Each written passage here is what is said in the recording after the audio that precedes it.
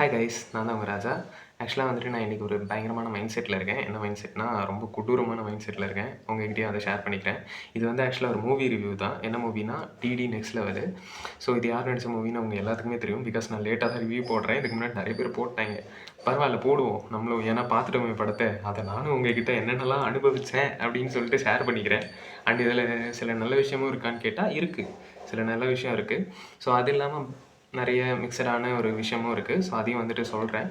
இப்போ என்னென்னா, ஃபஸ்ட்டு டிடி நெக்ஸ்ட் லெவல் ஸ்டார்ட் பண்ணிடலாம். இந்த படத்தில் யார் நடிச்சிருக்காங்கன்னா, நிறைய பேர் நடிச்சிருக்காங்க. ஃபஸ்ட்டாக ஹீரோ சாண்டா, அண்ட் அதுக்கப்புறம் வந்து நிழல்கள் ரவி, அதுக்கப்புறம் வந்துட்டு லொல்லு சபா மாறன், அண்ட் அதுக்கப்புறம் வந்துட்டு ஜிவிஎம், டைரக்டர் செல்வராகவன், ஜிவிஎம் எல்லாரும், லைக் யாஷிகா ஆனந்த், அப்புறம் கஸ்தூரி, இவங்க எல்லாருமே நடிச்சிருக்காங்க. ஆனால் இந்த படத்தில் என்ன பிரச்சனை அப்படின்றத பார்க்குறதுக்கு முன்னாடி, நெகட்டிவை பார்க்குறதுக்கு முன்னாடி பாசிட்டிவை பார்க்கலாம். பாசிட்டிவ் என்னென்னா, எல்லோரும் கொடுத்த கேரக்டர்ஸை காமெடியாக பண்ணுறதுக்காக ட்ரை பண்ணி, லைக் அவங்கவுங்க கேரக்டர்ஸை கரெக்டாக பண்ணியிருக்காங்க ஓரளவுக்கு.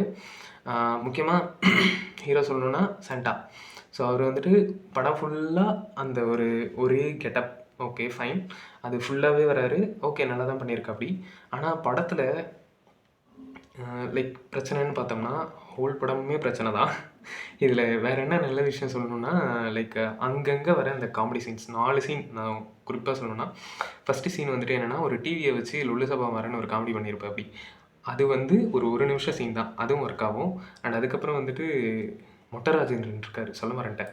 ஸோ அவர் வந்து ஒரு 2-3 இடத்துல காமெடி பண்ணியிருப்பார், அதுவும் சூப்பராக ஒர்க் ஆகும். அதை தவிர படத்தில் பண்ணது பூராவுமே தேவையில்லாத தான். ஃபஸ்ட்டே வந்துட்டு நமக்கு ஹிண்ட்டாக கொடுத்துருவா அப்படி. யார்? செல்வராகவன். என்ன ஹிண்ட்டு கொடுப்பா அப்படின்னா, முடிஞ்சால் இந்த படத்தை நீ பார்த்து முடிச்சிரு, நீ வந்துட்டு உயிரோடு இருந்தீங்கன்னா அதுக்கப்புறம் போய் வாழ்ந்துக்கோ அப்படின்ற மாதிரி ஒரு ஹிண்ட் இருக்கும்.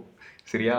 ஸோ இதெல்லாம் பார்த்துட்டு நம்பி, சரி நான் கூட ஏதோ சும்மா தான் சொல்கிறாங்க, படம் நல்லா இருக்கும், அதுக்கப்புறம் என்ன நிறைய பேயை வச்சுலாம் பயமுறுத்துறான், அந்த மாதிரி ஹிண்ட்டுன்னு நான் நினச்சிக்கிட்டேன்.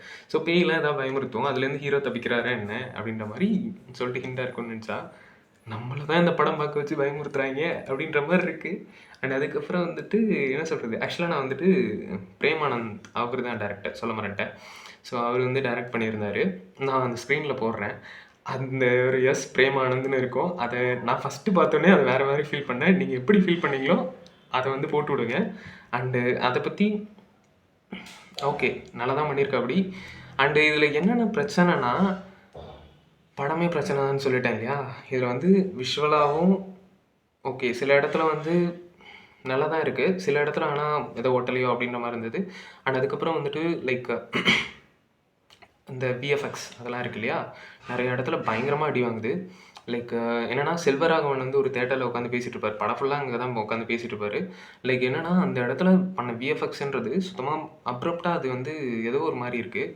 ஏன்னா லைவில் ஒரு லொக்கேஷன் போய்ட்டுருக்கோம், அது ஒரு மாதிரி இருக்கும், அது ஒரு கலர் கிரேடிங்கில் இருக்கும், இது ஒரு கலர் கிரேடிங்கில் இருக்கும், ரெண்டுமே மேட்ச்சே இல்லை, ரெண்டும் அப்ரப்டாக வேறு வேறு அப்படின்ற மாதிரி இருக்கும். அண்ட் அது இல்லாமல் இன்னொரு சீன் இருக்கும். ஆக்சுவலாக கிளைமேக்ஸில் வந்துட்டு செகண்ட் பார்ட், அடுத்த பார்ட், அதாவது 5th பார்ட்டுக்கு லீட்லாம் விடுவாங்க. இதுக்கு முன்னாடி 3 பார்ட்ஸ் வந்துருக்கு, இது 4th பார்ட். ஸோ இதோடைய கன்னி நான் ஆக்சுவலாக டிடியோட கன்னி. இதுக்கு முன்னாடி 3 பார்ட் இருக்கு இல்லையா? ஸோ அதெல்லாம் நிறைய இடத்துல காமெடி ஒர்க் ஆகிருக்கும். ஸோ அதனால் இதையும் பார்த்துடலாம் அப்படின்னு சொல்லிட்டு ஒரு நம்பி போய் பார்த்த படத்தை என்னை வச்சு செஞ்சு செதற விட்டாங்க. ஆக்சுவலாக படத்தில் ஹீரோ வந்துட்டு ஒரு இடத்துல போய் மாட்டல, நான் தான் படத்துக்குள்ளே போய் மாட்டிக்கிட்டேன் அப்படின்ற மாதிரி இருந்தது. அண்ட் அதுக்கப்புறம் வந்துட்டு ஜஸ்ட் ஃபார் ஃபன், யாரும் சீரியஸாக எடுத்துக்க வேண்டாம், எடுத்துக்க மாட்டீங்கன்னு நினைக்கிறேன், அவ்வளோ பெரிய சேனல்லாம் இல்லை அது. அண்ட் அதுக்கப்புறம் வந்துட்டு உண்மையாக சொல்லணும்னா, லைக் செகண்ட் ஹாஃபில் நிறைய அந்த மாதிரி ஹிண்ட்டெல்லாம் நம்ம கொடுத்துக்கிட்டே வருவாங்க கைஸ். இந்த படத்தை வந்து பார்க்குறது உங்களுடைய விருப்பம் தான் அப்படின்ற மாதிரி ஹிண்ட் இருக்கும், இதுலேருந்து தப்பிச்சிருங்க அப்படின்ற மாதிரி நிறைய இடத்துல ஹிண்ட் கொடுத்துட்டு வருவாங்க. அதெல்லாம் தெரிஞ்சும் நான் படம் ஃபுல்லாக பார்த்து முடிச்சிருக்கேன்னா, நான் எவ்வளோ பெரிய ஒரு பெரிய பையன் அப்படின்ற மாதிரி இருக்குது. அதாவது ஜீனியஸ் அப்படின்ற மாதிரி இருக்குது. இந்த படத்தை பார்க்குறதுக்கு ஒரு தனி லெவல் ஜீனியஸ் தான் வேணும், அந்தளவுக்கு ஜீனியஸ் நான். ஏன்னா ஃபஸ்ட்டு ஒரு 10 நிமிஷம் கொஞ்சம் நல்லாயிருக்கும். ஏன்னா அதில் சொல்கிற ஒரு சின்ன கான்செப்ட் வந்துட்டு ஏற்கனவே நிறைய பார்த்து பழகின கான்செப்ட் தான், ஆனால் அவங்க சொன்ன அந்த வே வந்துட்டு கொஞ்சம் நல்லா இருந்தது. அண்ட் அந்த ஃபஸ்ட்டு 10 நிமிஷத்தை தாண்டின உடனே அதுக்கப்புறம் வந்தது எல்லாமே காமெடியாக பண்ண ட்ரை பண்ணி எதோ பண்ணி எங்கெங்கேயோ கொண்டு வந்து அப்படி நிறுத்துறாங்க அப்படின்ற மாதிரி தான் இருந்தது. ஒரு 4 இடத்துல காமெடி வரதை தவிர மிச்சம் எதுவுமே வரல. And cinematography சொதப்பல். அண்டு ஆனால் நல்லா தான் நிறைய இடத்துல நல்லா பண்ணியிருக்காங்க, ஆனால் நிறைய இடத்துல கோட்டை விட்டாங்க. அண்ட் அதுக்கப்புறம் சாங்குனா ஒரே ஒரு சாங் தான் ப்ளேஸ் பண்ணியிருந்தாங்க. அந்த ஒரு சாங் வந்துட்டு ஏன் வந்து சாண்டா இந்த மாதிரி இந்த ஒரு சென்னை ஸ்லாங்ஸ் சாங்ஸ்லாம் அதிகமாக ட்ரை பண்ணுறாரு அப்படின்ற மாதிரி இந்த படத்துலேயும் ஒரு சாங் வச்சுருந்தாங்க. ஸோ அந்த சாங் ஒர்க்காக இருந்தது இல்லைன்னு சொல்லலை. ஆனால் அந்த சாங்லேயும் ஒரு ஹிண்ட் வரும். என்னென்னா அதை நான் சொல்லிடுறேன். என்னது பார்க்கிங் காசு கோவிந்தா, அதுக்கப்புறம் வந்து போட்ட காசு எல்லாமே கோவிந்தா, படத்துக்கு போகிறவனோட காசு எல்லாமே கோவிந்தா அப்படின்ற மாதிரி இருந்தது. எனக்கும் அந்த ஃபீல் ஆக்சுவலாக படம் பார்த்ததுக்கப்புறம் வந்துச்சு. ஆனால் என்னவோ சரி பார்த்துருவோம் அப்படின்னு சொல்லிட்டு பார்த்து முடித்தேன். அண்டு படத்தோட ஃபஸ்ட்டு 10 நிமிஷத்தை தாண்டினதுக்கப்புறம் சீரியஸ்லி என்னால் ஒரு அடி எடுத்து வைக்க முடியல. அந்த ஒவ்வொரு நிமிஷம் போகிறதுமே சரி ஏதாவது ஒரு காமெடி பண்ணிடுவாங்க, இங்கே ஏதாவது ஒன்று பண்ணலாம், இங்கே ஏதாவது ஒன்று பண்ணலாம் அப்படின்ற மாதிரி நானே யோசிக்கிறேன். ஆனால் அந்த இடத்துலலாம் அப்படியே சிம்பிளாக முடிச்சிட்டாங்க. இதில் என்ன தெரியுமா பிரச்சனை? சாண்டா வந்து காமெடி பண்ணல. சாண்டாவை தவிர எல்லாம் காமெடி பண்ண ட்ரை பண்ணியிருக்காங்க. ஆனால் படம் ஃபுல்லாக காமெடி ஒர்க் ஆகவே இல்லை. அண்ட் அதே மாதிரி வந்து இன்டர்வல் பிளாக்ல வந்துட்டு ஒரு சின்ன சாங் வரும். படம் ஃபுல்லாக வந்துட்டு இந்த ரெட்ரோ சாங்ஸு நம்ம இதுக்கு முன்னாடி அந்த சில படங்கள்லாம் இப்போ வந்துச்சு இல்லையா? ஸோ இதில் கேட்ட சாங்ஸ் எல்லாமே அது நல்லா இருக்குன்னு சொல்லிட்டு இதுலேயும் ப்ளேஸ் பண்ண மாதிரி இருந்தது. அண்ட் அது ஒர்க் ஆயிருந்ததான்னு கேட்டால் ஃபஸ்ட்டு. அண்ட் அதுக்கப்புறம் வந்துட்டு ரொம்ப என்ன சொல்கிறது, காமெடிக்கு ட்ரை பண்ணி எதேதோ பண்ணி ஒரு மாதிரியா கொண்டு வந்து ஒன் லைனாகவும் போரிங்காக இருக்குது. அண்டு யார் யார் அடித்து செத்தா என்ன அப்படின்ற மாதிரி இருக்குது. அண்டு ஜிவிஎம் செல்வராகவன் என்ன மாதிரி மனுஷன் தெரியுமா? அவங்களுடைய ஃபேன் நான், பயங்கரமான ஃபேன் அவங்களுடைய மூவிஸ்க்கு. அவங்கள கொண்டு வந்து எதுக்காக இப்படி பண்ணணும்? ஜிவிஎம்லாம் ஃபஸ்ட் ஹாஃபோடைய இன்ட்ரோல் பிளாக்ல காணாமல் போனவர் கிளைமேக்ஸில் மறுபடியும் வந்து ஒரு 10 நிமிஷம் ரிட்டன் கொடுக்குறாரு. அவருடைய ரிட்டன் மறந்தது அது. அதுக்கப்புறம் என் கார்டில் வந்துட்டு டிடி நெவர் எண்ட்ஸ் அப்படின்னு போடுறாங்க. கடைசியாக எனக்கா அண்ணா என்னை விட்டுருங்கண்ணா, என்னால் முடியல, நான் போகிறேன் அப்படின்ற மாதிரி இருந்தது. அண்ட் அதுக்கப்புறம் வந்துட்டு வேறு என்ன சொல்கிறது கைஸ், நீங்களே படத்தை பாருங்கள். உங்களுடைய காசு உங்களுடைய இது, நீங்கள் முடிஞ்சால் பாருங்கள். தேட்டர்ஸில் ரிலீஸ் பண்ணியிருக்காங்க. நான் ஒரு 15 டேஸ் கழிச்சு தான் இப்போ பார்த்தேன்.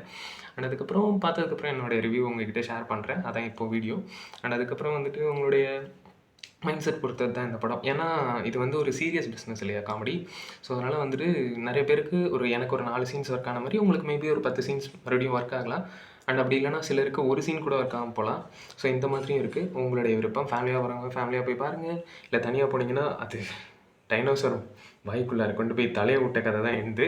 அதை நான் சொல்லிக்கிறேன். இது என்னுடைய ரிவ்யூ மட்டும்தான். நான் யாரையும் வந்துட்டு பர்சனலாக மென்ஷன் பண்ணல அப்படின்னு தான் நினைக்கிறேன். ஸோ டேரக்டர் இன்னும் கொஞ்சம் பெஸ்ட்டாக உட்காந்து ப்ராப்பராக எழுதி ப்ராப்பராக வந்து என்ன இதுதான் ஒன் லைன், இதுதான் இது அப்படின்ற மாதிரி சொன்னேன். அவ்வளோ சினிமா நாலேஜ்லாம் எனக்கும் கிடையாது. ஆனால் வந்து சொல்கிறேன் லைக் இன்னும் கொஞ்சம் இன்ட்ரெஸ்டிங்காக பண்ணியிருக்கலாம் அப்படின்ற மாதிரி இருந்தது. ஸோ அதுக்கப்புறம் வந்துட்டு வேறு என்ன சொல்லணும், அவ்வளோதான், முடிச்சுக்கலாம் ரிவ்யூவை.